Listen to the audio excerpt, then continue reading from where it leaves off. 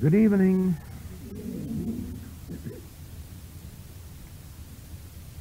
Question is, would you please define what is called the subconscious? The subconscious is not a term that is used in mystical literature, and it belongs entirely to the realm of psychology.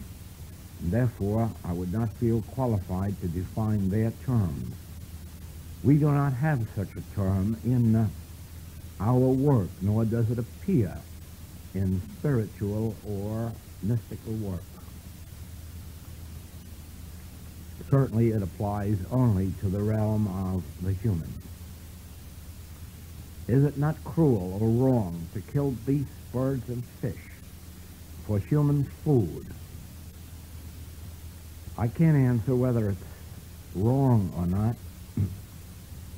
Certainly seems cruel. And I'm sure that the day will come when it will prove unnecessary.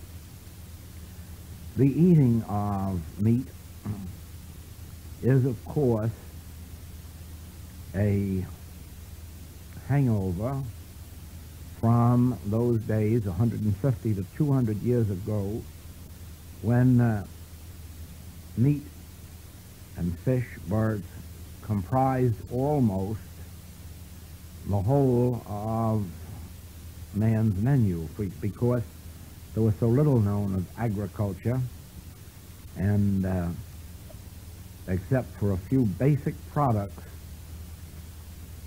the natives of all continents and all islands naturally sought their food, not by growing it, because they were mostly nomadic tribes, but by catching it wherever they were.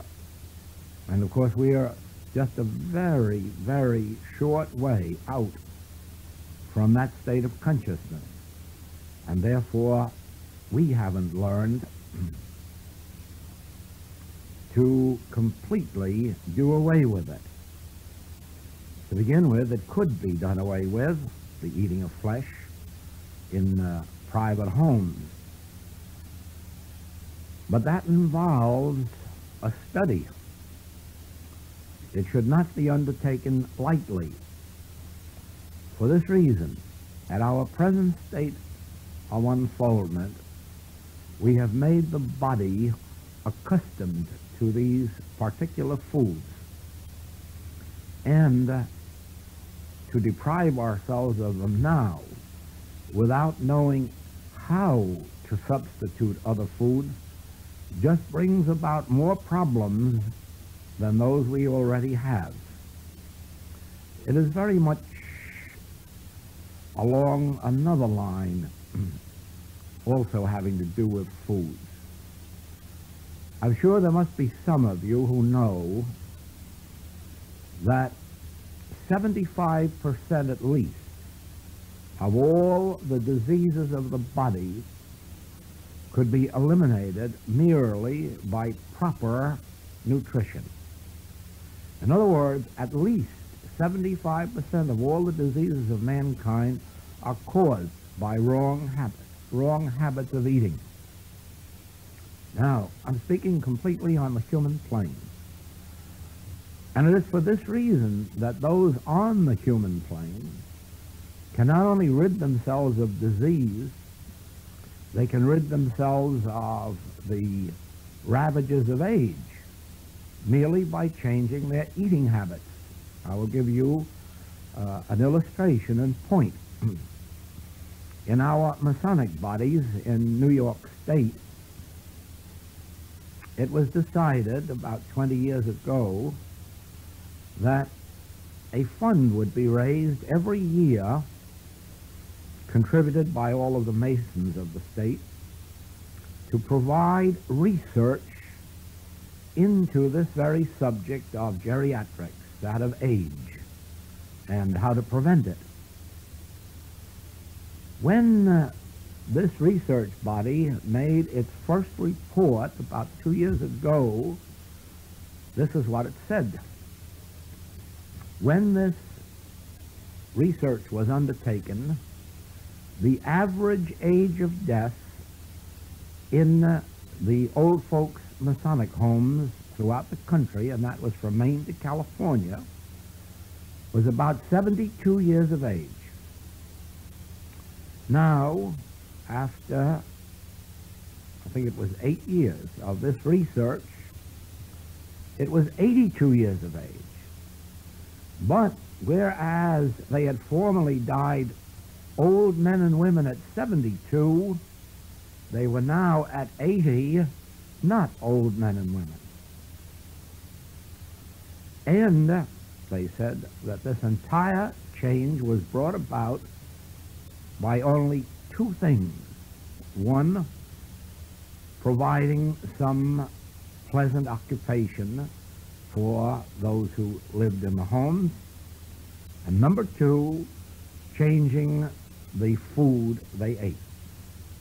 Now, you might say, how did they change the food they ate? Well, for one thing, they took away all white flour, all white sugar. They took away all boxed cereals. They took away all of the things that most people buy in their supermarkets. And they substituted for those whole grain cereals, whole grain breads, whole grain cakes, whole grain pancakes and hot cakes. They took away from them white rice and gave them the natural rice. They took away white sugar and gave them natural sugar, brown sugar. And they took away fried foods and all of the things that most of you, I'm sure, women especially, know are absolutely not foods at all. They're merely bulk that you place in the stomach because they're a little cheaper or easier to get than going out to the health food stores. Now, all of this on the human plane. But remember that it does explain why the human race is filled with diseases that we are trying to heal spiritually, while they themselves, after you heal them, go about contracting again by going right back to their old eating habits. Now, it is in the same way that those who know how to eat can do far better with their bodies without meat, without fish, far better. They can have healthier bodies and stronger bodies. But they really must know something about nutrition, how to prepare a salad or how to fix their cheese and what, so forth and so on. So that eventually, with this higher knowledge of nutrition that is just now coming into human awareness, you're going to find that just physically, the world is going to be better off with less disease and less signs of age. And as they get to the place where they can do away with flesh eating, they will find themselves still better off. Now, as you can see, this has to do entirely with the human level of life. But I have noticed this. As students come into higher and higher awareness of spiritual consciousness, they eat less of meat, less of flesh, and they find it impossible to eat many of these grocery store foods or supermarket foods and begin to be more choosy in the selection of pure food. In other words, just as an individual coming to the spiritual path eventually loses the ability to use profanity, obscenity, just as they get to a place where vulgarity is distasteful to them and is no part of their consciousness, so it is that the grosser foods lack their charm and begin to fall away. And so it is that in every way, a person, as they become more and more spiritually enlightened, become less and less gross in every form of their life. In our work, in which we do not believe that you can get into heaven by changing your humanhood, but only by attaining spiritual consciousness, we never recommend to any student what they shall eat or what they shall drink. Rather, centering all attention on acquiring spiritual consciousness and letting their own spiritual consciousness change their habits of living. In the same way, we never ask a person to stop smoking or to stop drinking or to stop card playing, although I'm sure you know that these have no place whatsoever in spiritual living. And yet, as students go on into higher and deeper realms of consciousness, they find all those things dropping away from them normally and naturally, which is as it should be, because otherwise you are dealing with repression. And when you deal with repression, you sometimes make situations worse than they were before. Did Jesus walk on the water? Or did the Red Sea open for Moses? Did Elijah awake to find cakes baked on the stones in front of him? And the answer is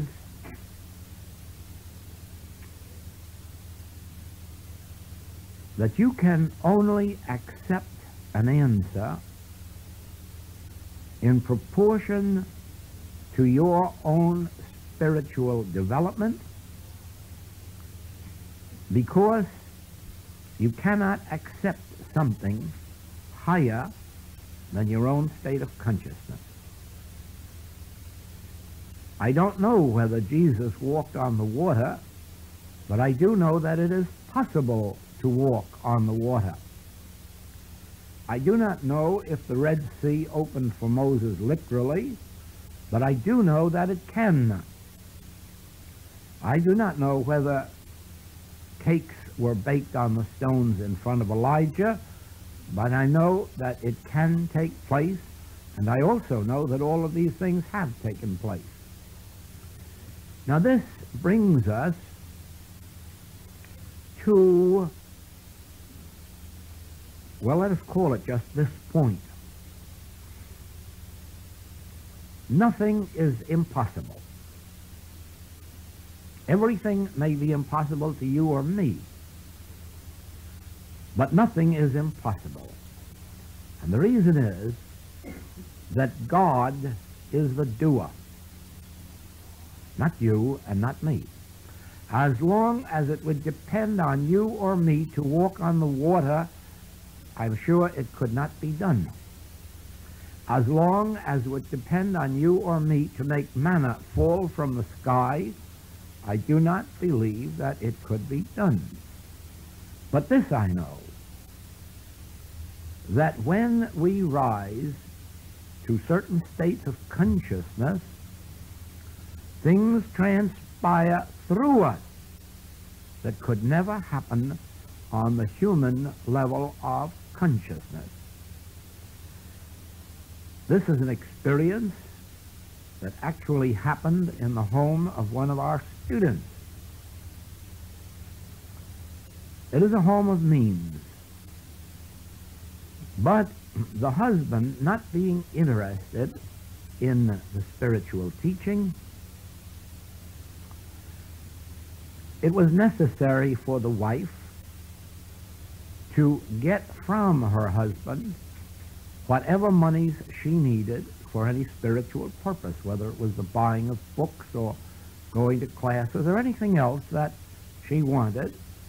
She had to go to her husband. He had no objection to this, but she had the feeling that this really should be her demonstration, not his demonstration. And an experience came in their home for which she was very grateful. And one day, she sat down to meditate, And remember, there's no one else in that home but herself and her husband and the help. And she thought, I must give an expression of gratitude more commensurate with this experience. And I certainly don't feel that I want my husband to pay for it. This must take place through my own consciousness. And she dismissed it with that.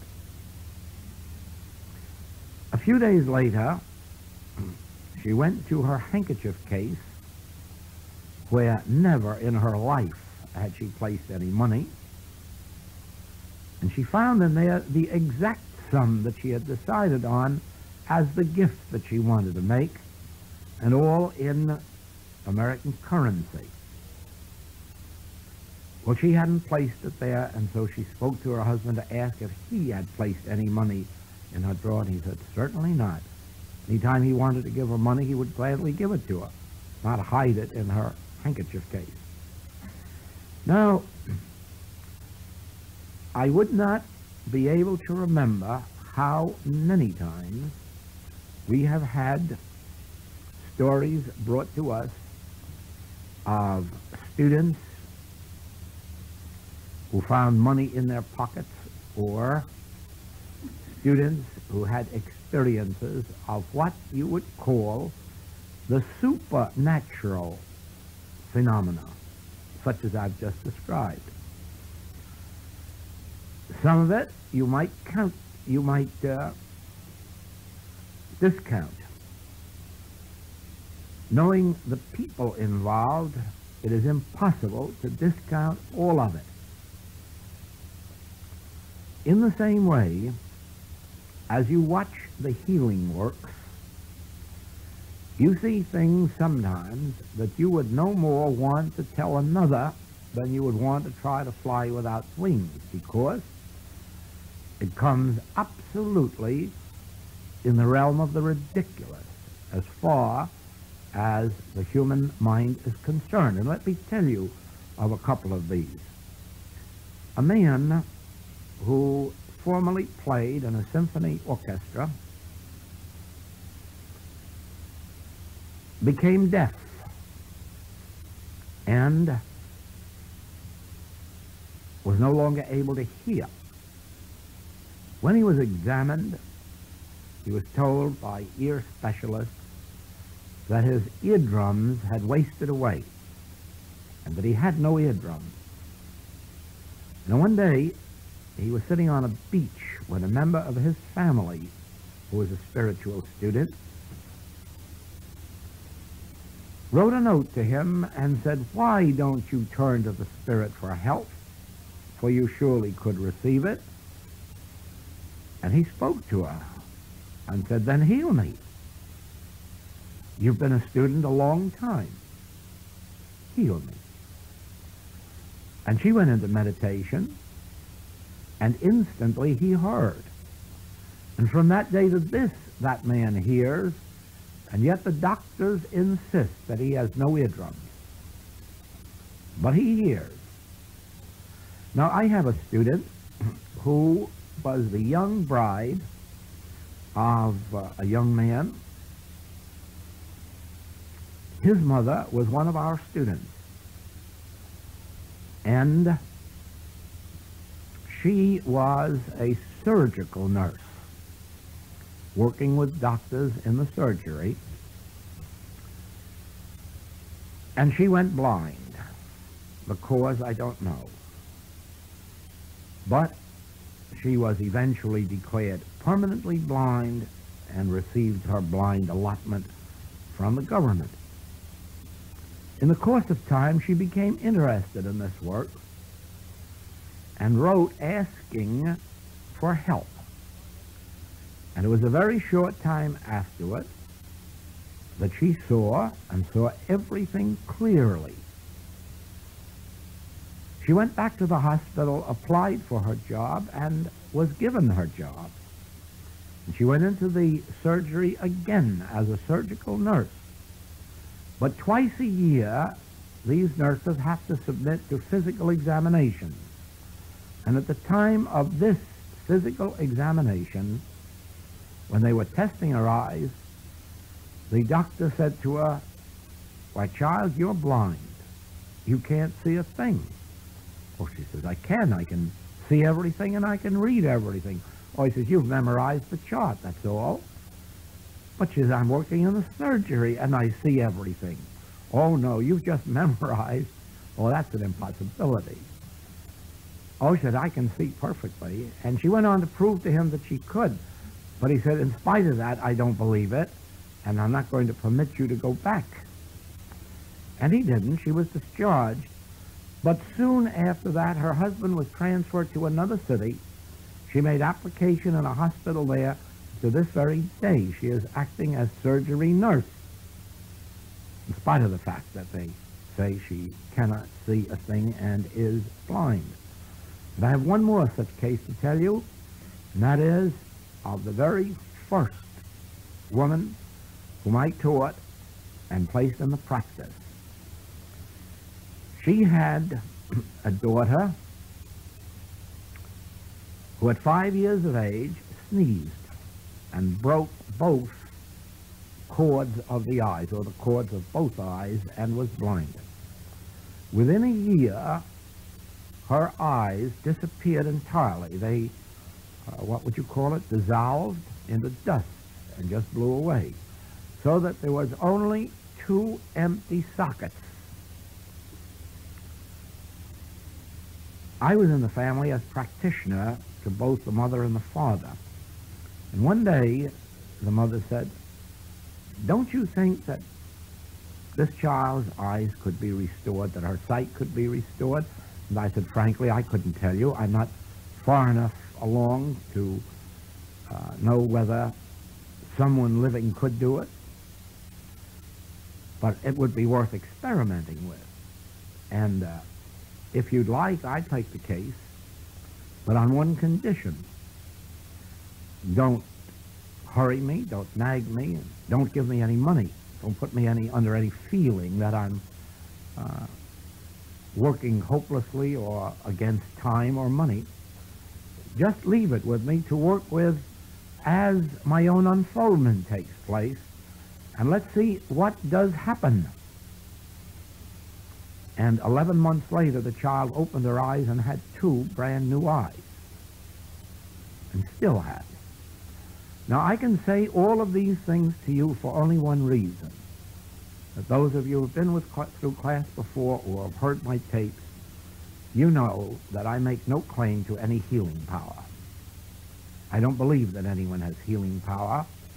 I believe definitely that when we attain the consciousness of the non-power of that which is claiming to have power and reality, that healings take place, not by virtue of us, but by virtue of that 4th dimensional consciousness which is there. And so it is that I can speak absolutely impersonally about these healings, knowing that anyone who attains any measure of this 4th dimensional consciousness can do the same.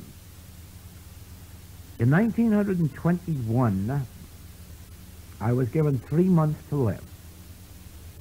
I had what is even to this day known as an incurable disease, galloping consumption. There never has been a cure found for it, and the doctors told me that the most I could hope for was 3 months. And so I decided that since I had to remain in business to keep it together and preserve its assets for my family, that I would keep on with my work, since there was no medical hope in any event, but that I would seek help from a Christian Science practitioner, which I did. And in 3 months, I was completely healed.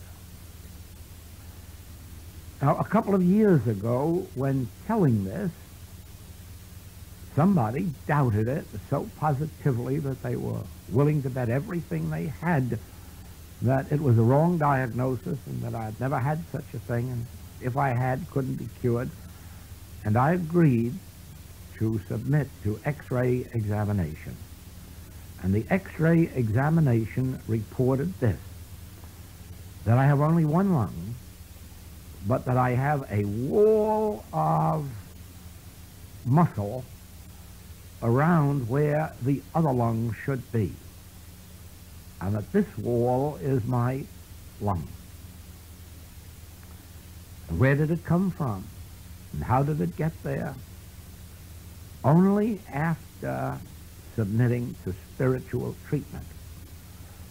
And so there you have it, that if this spiritual treatment can produce something that operates in place of a lung, if it can produce new eyes, if it can produce new flesh, tell me, why can't it produce any of these miracles of grace?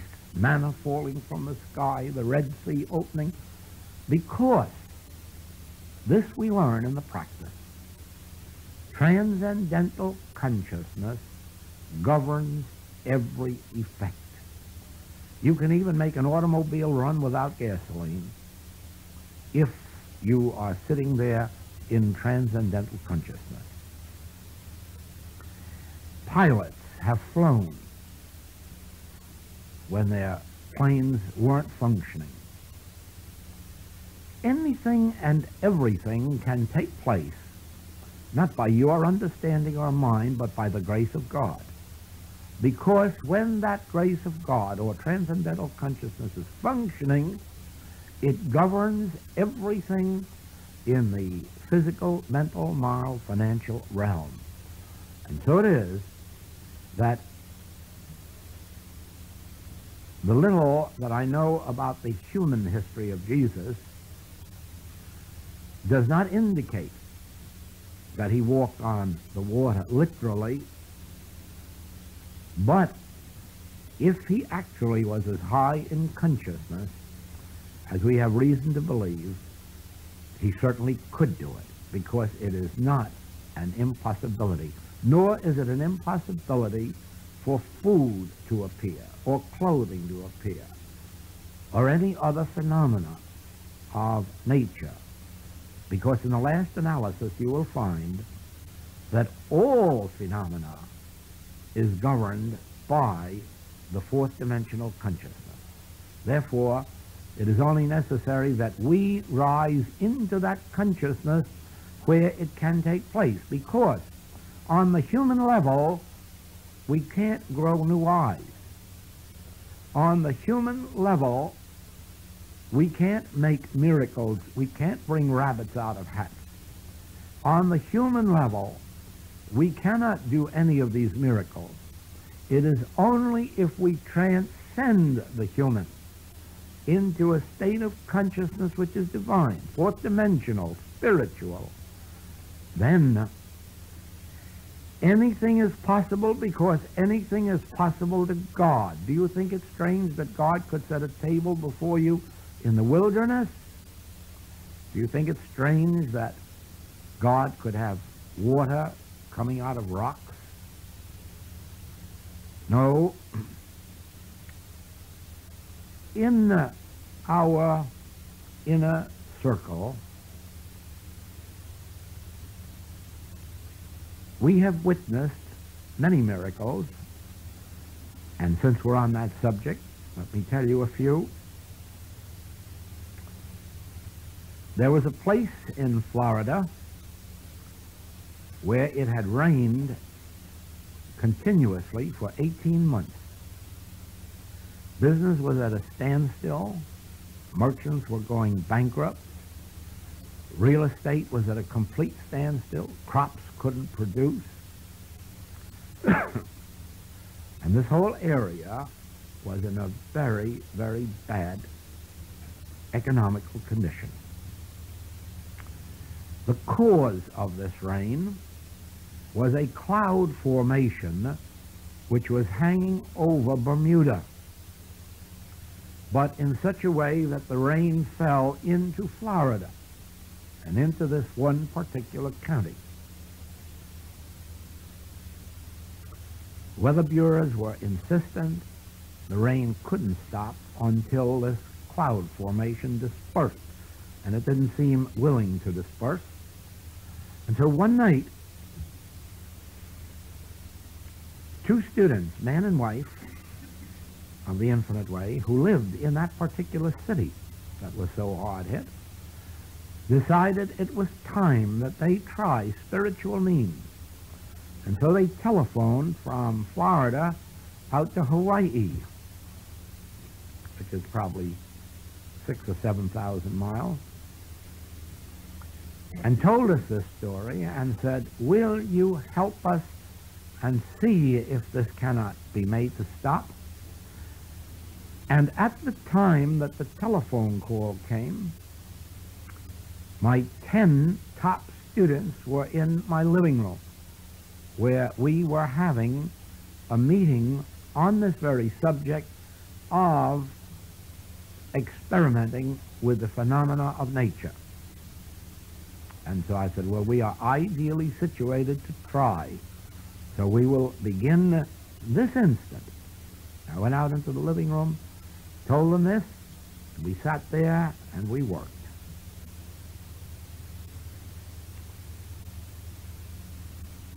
Four hours later, they telephoned to us, the rain stopped. But the Weather Bureau announced over the radio that they must not expect it to stop permanently. It will start again in a few hours because this same cloud formation is over Bermuda. But it hasn't started since then. They've had nothing but their normal, natural rain from then on. And sometime later, quite a long time later, that cloud formation dispersed. Now one night, we were aroused at 1 a.m. with an alarm to warn us of a tidal wave. The tidal wave was to strike the center of our island at 6 a.m. It was coming toward us at the rate of 120 miles an hour. And at that rate, it should strike about 6 o'clock in the morning, and everybody who lived within a block or two of the beach was moved back out of the danger zone. I telephoned to our little group, and we worked, and nothing happened at 6 o'clock in the morning, but we were told that it would happen 6 o'clock in the evening. And at 6 o'clock in the evening, they decided that it would strike by midnight, and therefore all schools were ordered closed in the island for the next day, because there would be no way of the children getting to school after this serious tidal wave. It didn't happen at midnight, and it didn't happen the next morning. But that night, it was announced that it was only 1 hour away, and it would strike not the center of the island, but to the right of the island. The tip end of the right side of the island would catch it. Well, I must tell you this, it never struck, but it passed by 175 miles away from the furthest point in the island, where nothing was touched, not even shipping was there. That was our number one experiment with that, until the following year, again, warning, and this time we were to be struck at 1 a.m., and one of our students has a son who is a pilot with a Hawaiian airline, and it was his function to be in touch with the Rear Admiral of the Coast Guard, who was in charge of these warnings and so forth, and of rescue operations, on account of the flights of the Hawaiian airline. Well, now, again, our group was at work. At 12 o'clock, the Admiral said that it would strike positively by 1. 12:15, it was still going to strike at 1.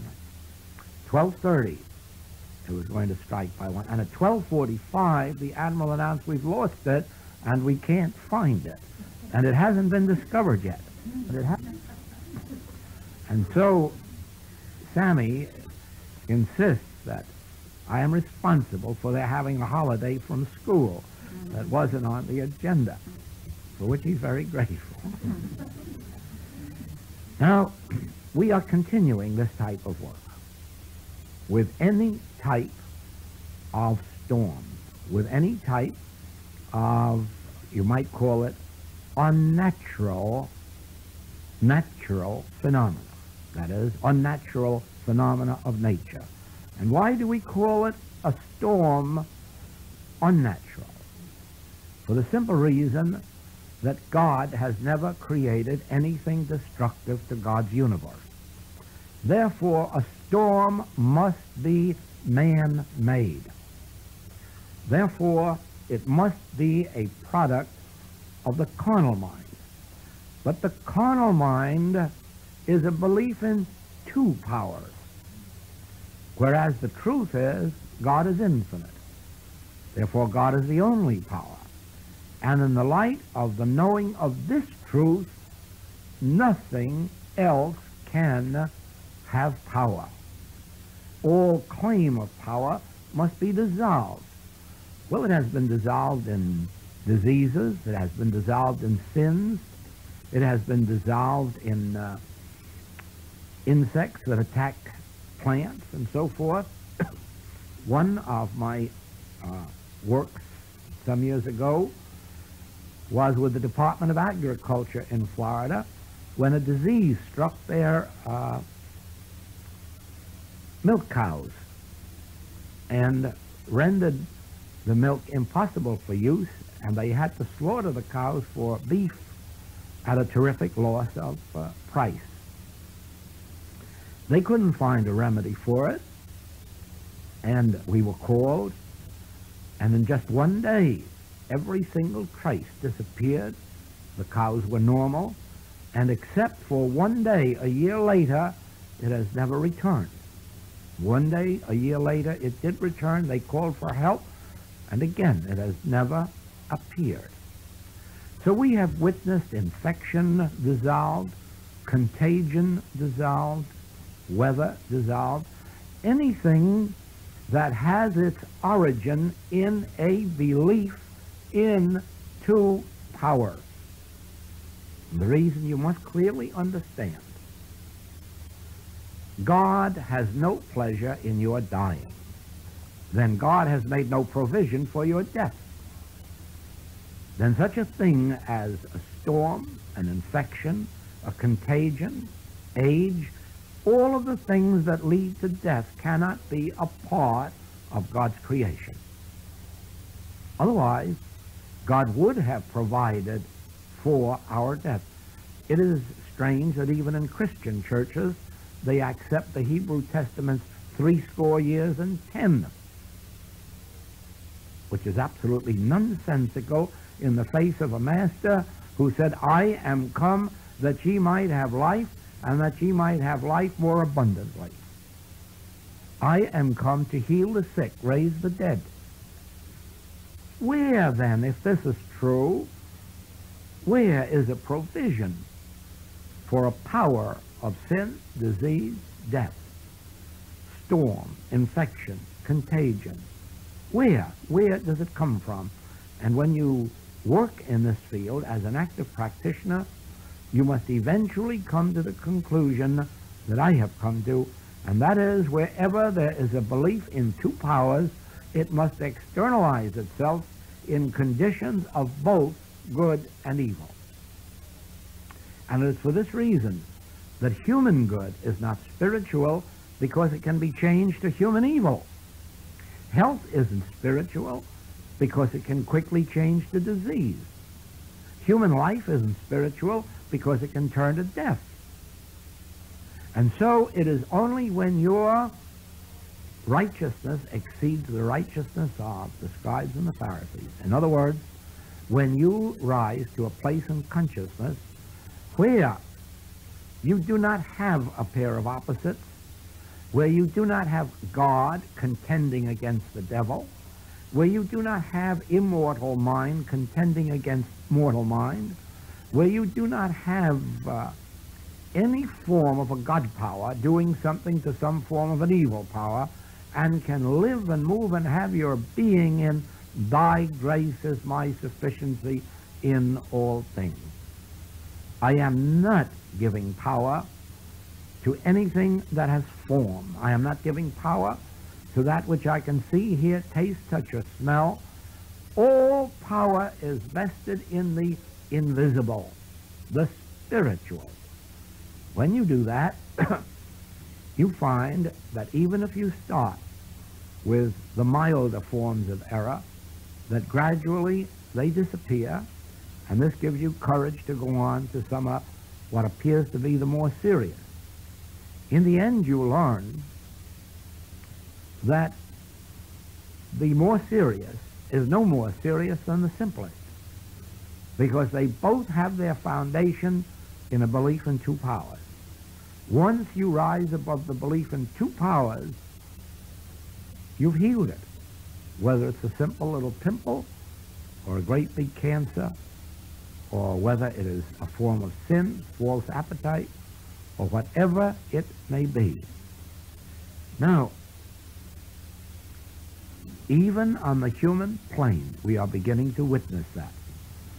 In your papers today is the story of a new discovery that with just one pill heals alcoholism. Now, you wouldn't believe that alcoholism was that easy to heal, would you? But if it's true that it can be healed with a pill, it wasn't as much of a power as we thought it was. Either that or they're giving dynamite for it. Eventually, it will be witnessed because of our spiritual and metaphysical work. It will be witnessed that the sins and the diseases, the lacks and the limitations were only operating as power because the universal human mind gave consent to them as power, and we individually had to pick up whatever was a part of universal belief. So never doubt miracles at any level, except don't believe that a man or woman can perform a miracle. But miracles can be performed through the consciousness of individuals. I of my own self can do nothing, but the Father within me can do anything and everything, because it is only required to do one thing: dissolve the belief in two powers. Dissolve the universal belief in two powers. And one with God is a majority. One person with a healing consciousness can heal thousands. 10 righteous men in a city can save the whole city. Why? Because it is the men. 2 or more gathered together in my name can perform miracles. Why? It isn't the 2. It is the, attainment of some measure of spiritual consciousness. And the attainment of that is our goal in the infinite way. Our goal is not working miracles. Our goal is the attainment of that mind which was also in Christ Jesus. Then it performs its miracle works. Some years ago, you couldn't have gotten an infinite way book into seminaries. You couldn't even get them in many libraries. And today, all libraries accept them, or practically all, and practically all seminaries accept them. And just last week, the girl who edits my writings, prepares the manuscripts for publication, was lecturing in Washington, D.C. And after the lecture, one of the men students went home in a bus and found himself seated next to a Roman Catholic priest. And they got talking about religion, and this man explained that he was following the infinite way. Had the priest ever heard of Joel Goldsmith? Oh, he says, yes, I read his books, that we have them in the library. So nothing's impossible. The infinite way can get around like that. And be assured of this, a man couldn't get them around. Don't ever believe that any of us have the power to do it. You would have to witness how these miracles take place. You know, some years ago, when The Art of Meditation was first published in the United States,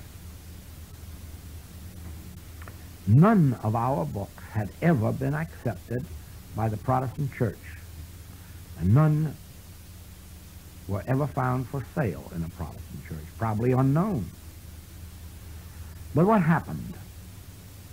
There was a man who was an editor of the second largest newspaper in the United States, and he was a Quaker, and he didn't believe in metaphysical or spiritual healing, but he received the book, The Art of Meditation, and he did believe in meditation as a Quaker, so he wrote a review of the book of his own free will and accord. But evidently, he hadn't written it at all. Evidently, God was on the scene, because the man who chooses all of the books, the recommended reading for the Protestant churches in the United States and Canada, was making up his list for that year of recommended books for Protestants of all denominations, and lo and behold, the first book on the list is The Art of Meditation. Now we find it in Protestant churches in the United States, and what does Canada do? The United Church of Canada accepts it as a recommended book and places an ad in their nationwide magazine advertising our Art of Meditation.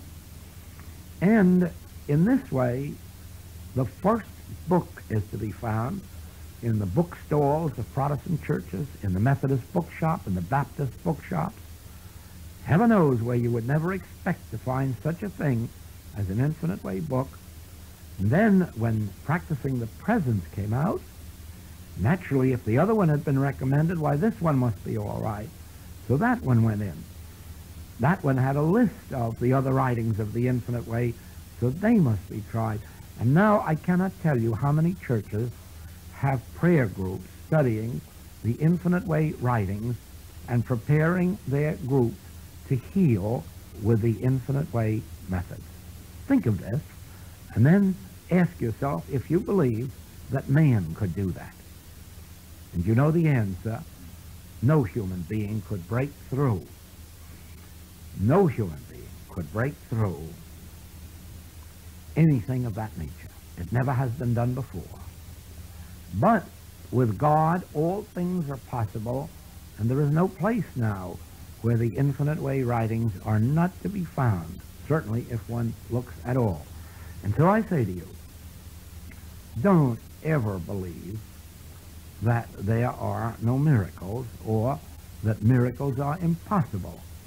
I suppose the outstanding miracle of the Infinite Way experience, or certainly one of them, is the fact that from England, some of the Infinite Way books went to South Africa. And in the course of time, I must have had letters from about 15 students in South Africa who had found the writings and were reading them. And then one day,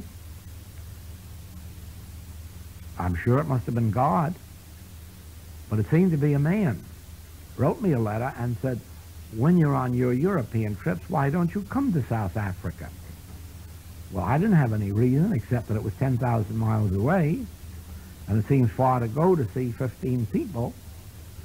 But when I was over in the air office arranging my ticket, I said, if I went to London and wanted to come back to Hawaii and stop off in South Africa, could I do it? Oh, certainly you could do it. You'd only have to go about 15,000 miles out of the way. Well, how much would it cost? Well, the ticket would cost about $1,500, probably 700, 800 pounds more than otherwise. Well, that's not very much. And traveling expenses in the hotel. Well, make up my ticket that way. Now, that sounds ridiculous itself, doesn't it? It really happened. But when I left Hawaii for London by way of New York, when I reached New York, I found a letter from our book department, and it said, "What shall I do with this letter?"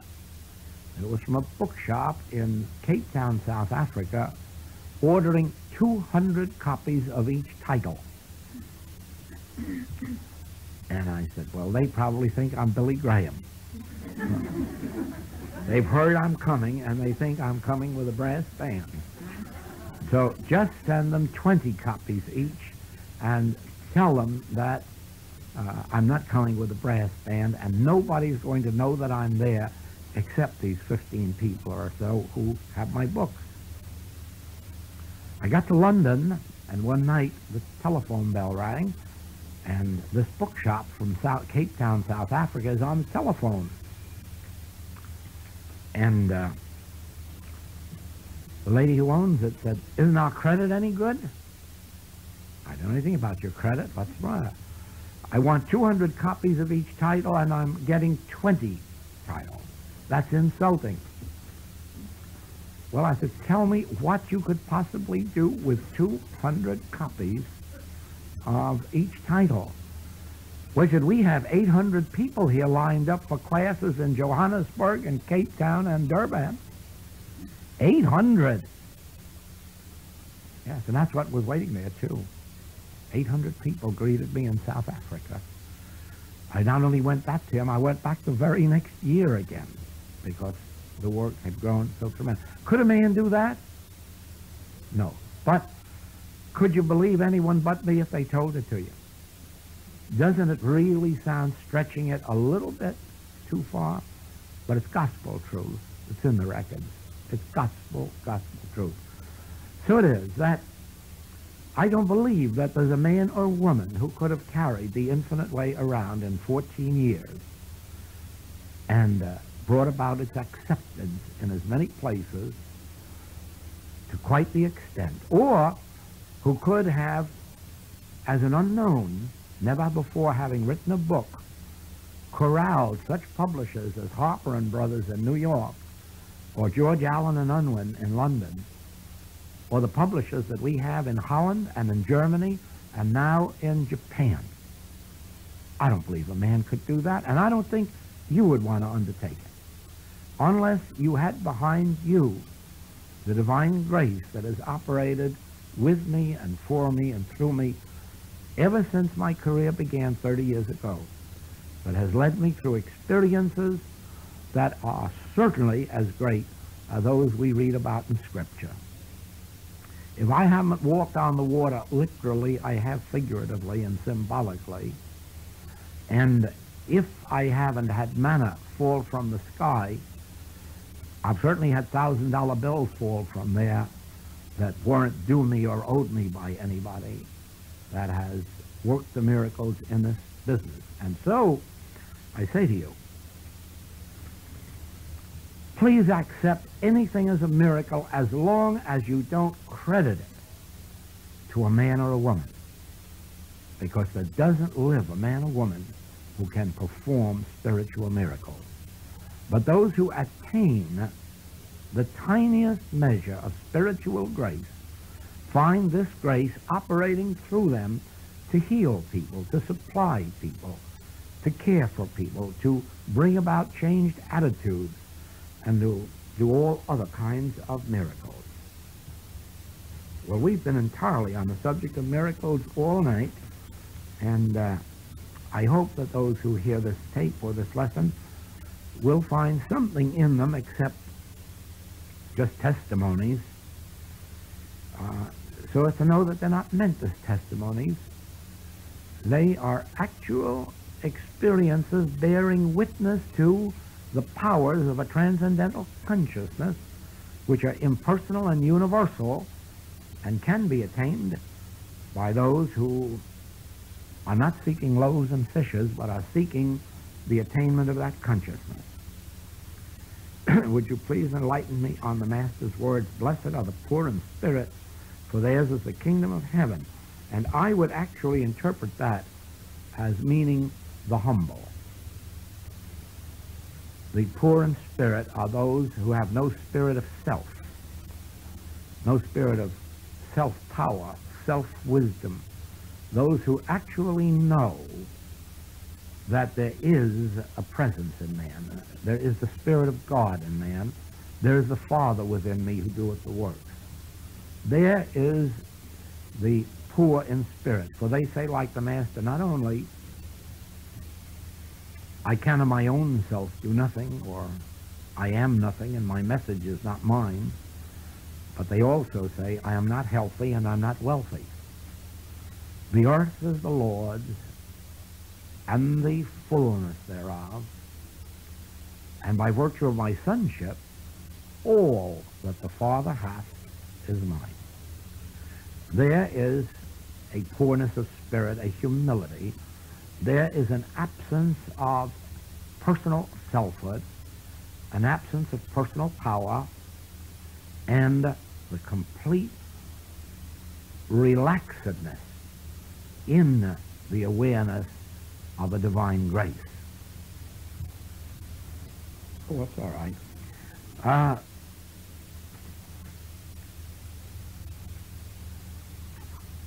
You see, there is something called I.